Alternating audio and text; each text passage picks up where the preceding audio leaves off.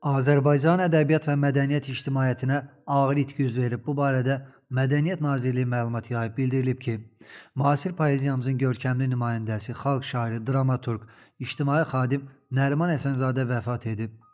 Nəriman Əliməmmədoğlu Həsənzadə 18 fevral 1931-ci ildə Qazax rayonunun Poylu qəsəbəsində doğulub. 1949-53-cü illərdə indiki Gəncə Dövlət Universitetinin Filologiya fakültəsində oxuyub.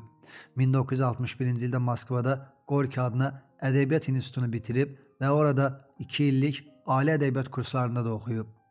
1962-65-ci illərdə Azərbaycan Dövlət Universitetinin Azərbaycan Ədəbiyyat Tarixi kafedrasının aspirantı olub.